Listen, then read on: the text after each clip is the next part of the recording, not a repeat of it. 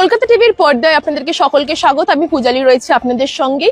এই মুহূর্তে দাঁড়িয়ে সোশ্যাল মিডিয়ায় কিন্তু একাধিক প্রশ্ন উঠছে, কিভাবে শ্যামপুকুর থেকে বাংলাদেশ অব্দি পাচার হলো এক তরুণী। পুলিশের হাতে অর্থাৎ লালবাজার পুলিশের হাতে কিন্তু একাধিক তথ্য এসেছেন, যেখান থেকে জানা যাচ্ছে তার সোশ্যাল মিডিয়া প্ল্যাটফর্মের থেকে কোনো বন্ধুত্ব পাকানো হয়েছিল কারোর সাথে। তার ফলেই কিন্তু এই তরুণী শ্যামপুকুর থেকে কিন্তু তাকে পাচার করে কিন্তু বাংলাদেশে পাঠানো হয়।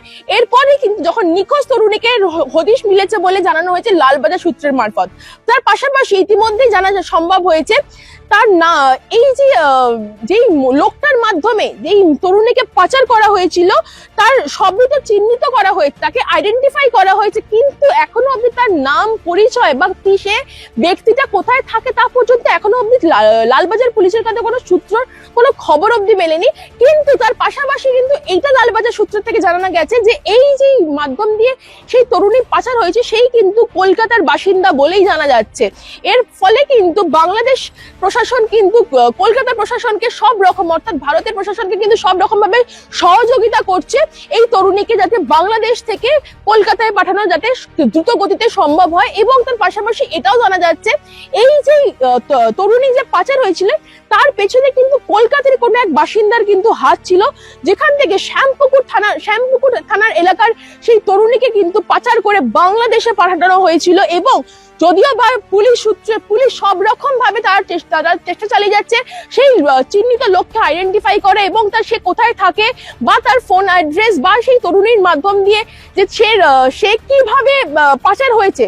পরবর্তীকালে কিন্তু প্রশাসনের তরফ থেকে এটা জানানো হয়েছে যখন তরুণীকে বাংলাদেশ থেকে কলকাতায় ফিরিয়ে আনবে তখনই কিন্তু তরুণীর থেকে সেই মোবাইল জিপিএস অ্যাড্রেস বা মোবাইল ট্র্যাকিং করেই কিন্তু পুলিশ জানতে পারবেন যে এই তরুণীকে কিভাবে শ্যামপুকুর থেকে তাকে বাংলাদেশে পাচার করা হয়েছিল। এবং তার পাশাপাশি কিন্তু এটাও পুলিশ জানিয়েছেন যে সেই তরুণী কিন্তু এখনো সম্পূর্ণভাবে সেফ রয়েছেন বাংলাদেশ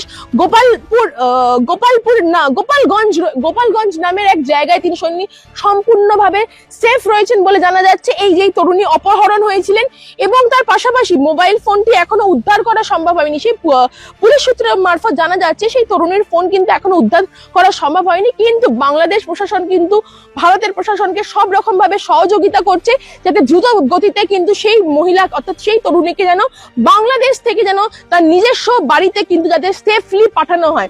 এসব তথ্য জানতে চোখ রাখুন কলকাতা টিভির পর্দায় রাত দিন 7 দিন।